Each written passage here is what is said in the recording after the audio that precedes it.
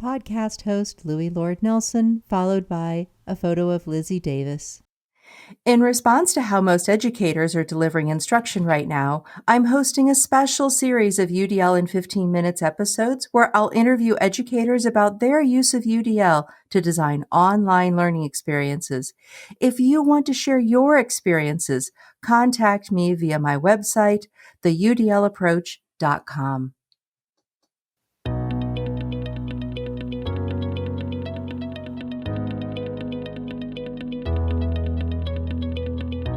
Hello and welcome to UDL in 15 Minutes, where educators discuss their experiences with UDL. I'm Louis Lord Nelson, UDL author and leader.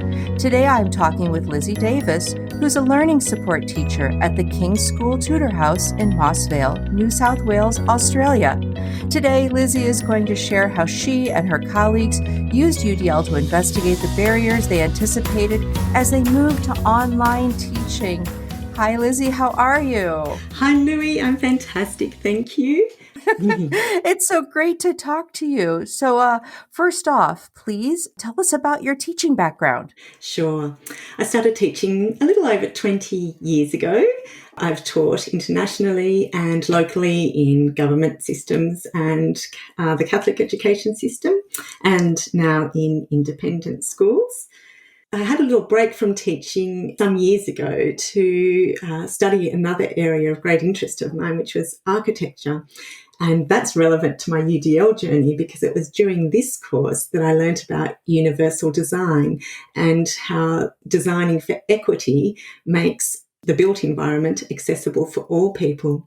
So years later, just a few years ago, when I came across UDL, Universal Design for Learning, it made perfect sense what the goal and the value of what it stands for in terms of equity was all about.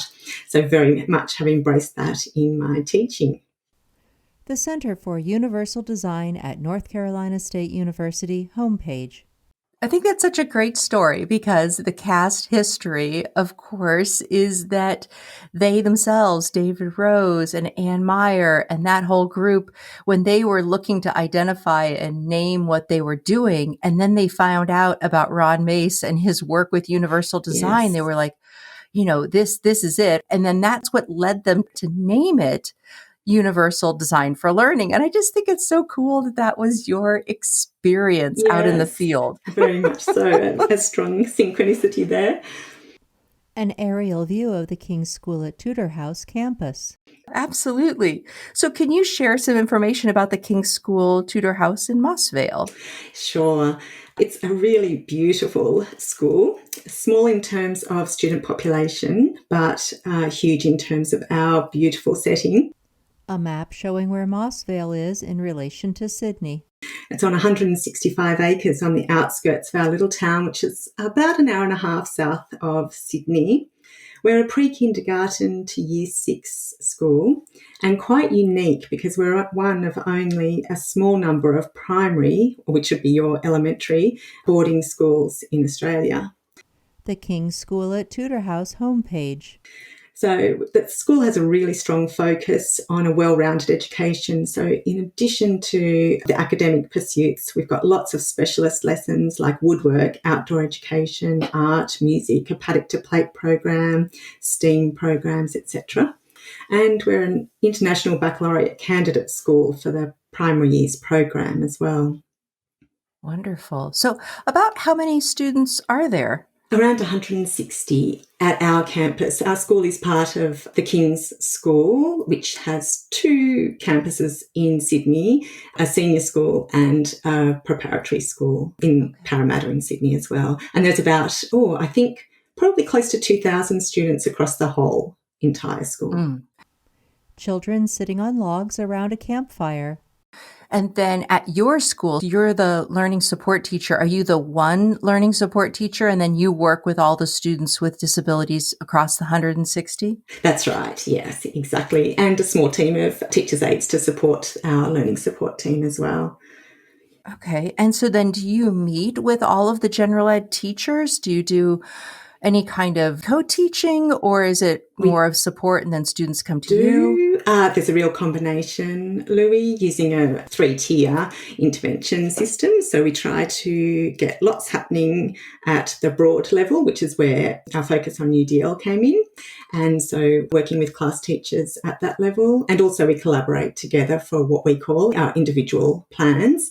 And then I also run some small groups, and we do some one-to-one support work as well.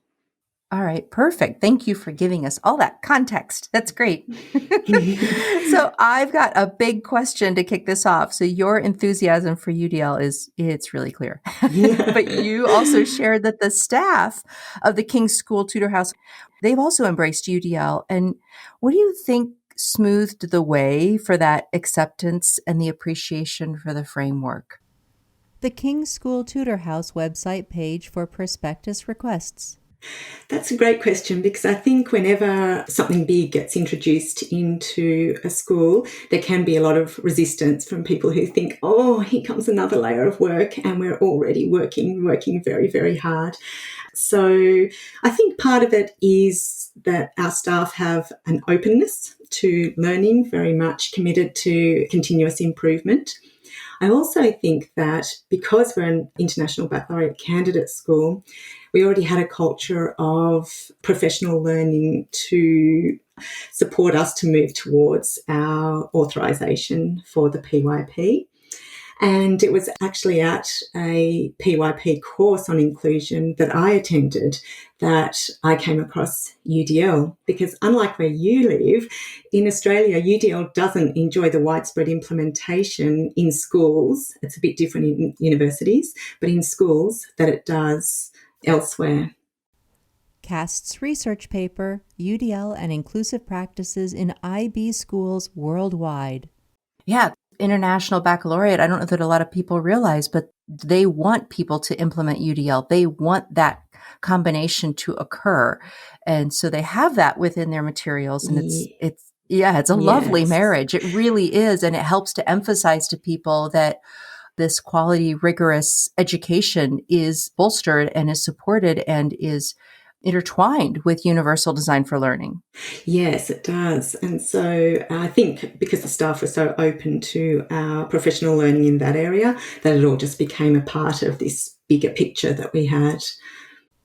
The King's School Tutor House homepage, followed by the UDL Guidelines graphic organizer. That's lovely. That really is. So when you knew as a school that you were going to move into an online environment and that you needed to think about those barriers that your learners would face, what were some of the barriers that you all talked about, and how did you communicate those to one another in a way that impacted your planning? Meaning, was just in face-to-face meetings, did you have time to prepare for that, or did you just kind of have to do things on the fly?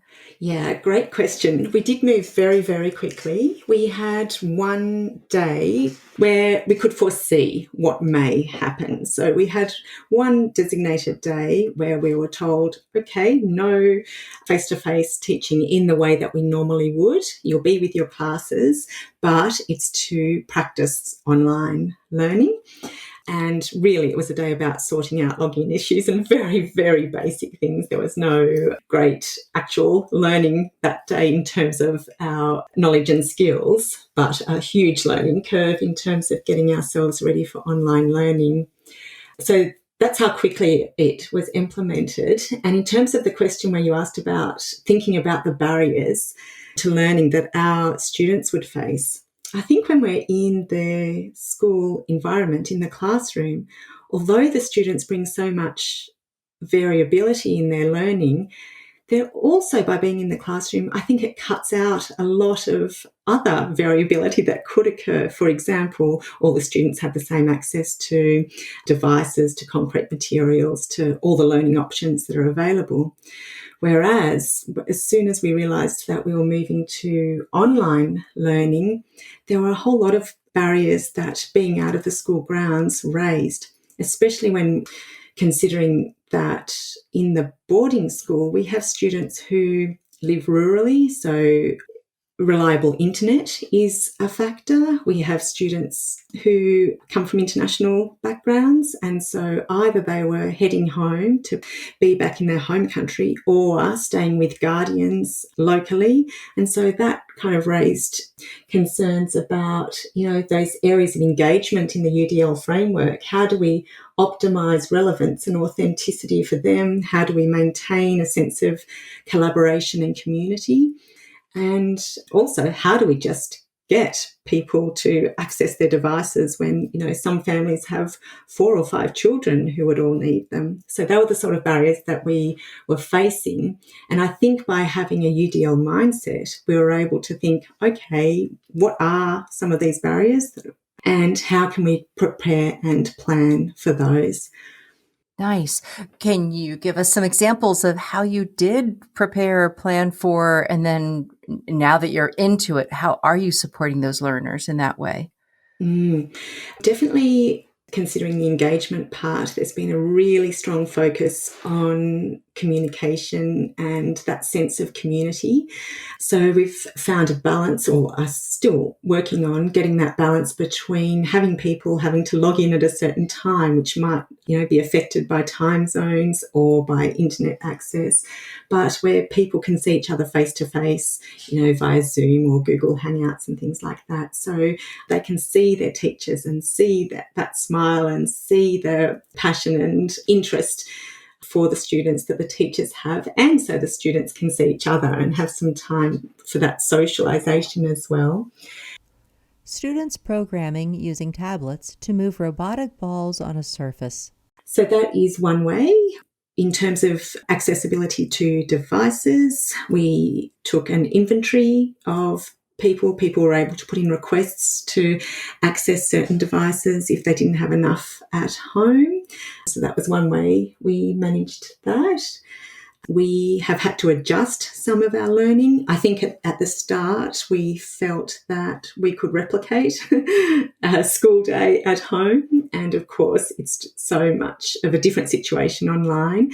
And so we learnt very quickly that greater flexibility is required in terms of the rate of timing and speed of doing activities. And we had to adjust, I guess, in terms of how the students, for their action and expression, how they could make it authentic for their environment. So I guess we've morphed a little into more open-ended activities that can be achieved in any of the students' environments where they are. A screenshot of a learning management page for kindergarten, followed by a map of Australia pointing out where Moss Vale is. Nice. I love the conversation about the authenticity and helping the students find that in the environment where they are. One of our children is in Hong Kong in a high-rise apartment. Others are out in, outback Australia on vast expanses of land. So for them to be able to share, their experiences of this time as well, I think it's been really important for all aspects, in terms of the UDL framework, in thinking how we can engage those students and how they can act and express their learning. Yeah. So right here at the end, could you talk about how UDL is influencing the steps that your staff are taking to move back into the face-to-face environment? Because it sounds like you all are going to move there a little earlier in the calendar than we are here in, at least where I am in the US. A student jumping a bicycle over a hill with other students standing behind. Yes, I definitely think so. Our government is keen for schools to be open and functioning very quickly.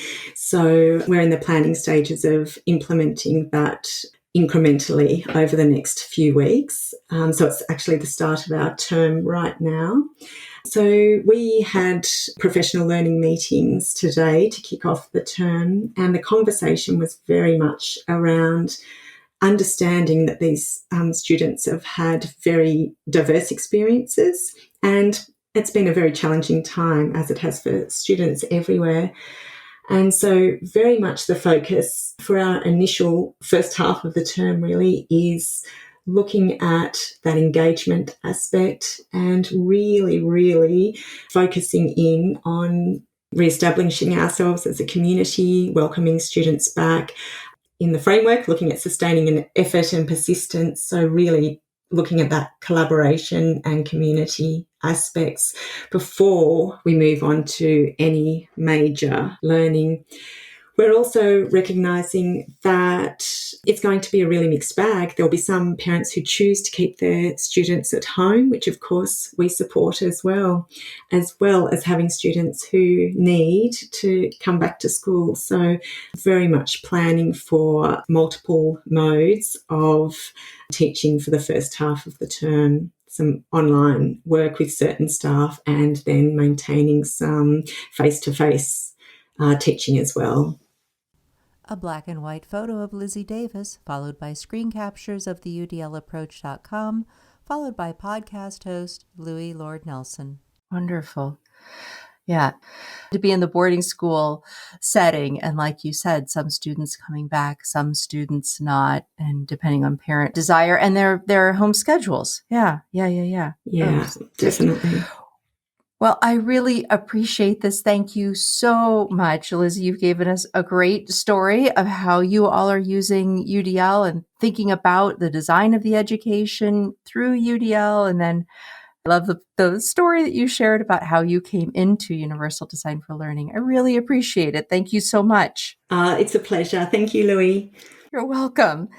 So for those listening to this podcast, you can find supplemental materials like an image montage with closed captioning, that montage with audio descriptions, a transcript, and an associated blog at my website, which is theudlapproach.com/media. And finally, if you have a story to share about UDL implementation for UDL in 15 minutes, contact me through the UDLapproach.com. And thanks to everyone for your work in revolutionizing education through UDL and making it our goal to develop expert learners.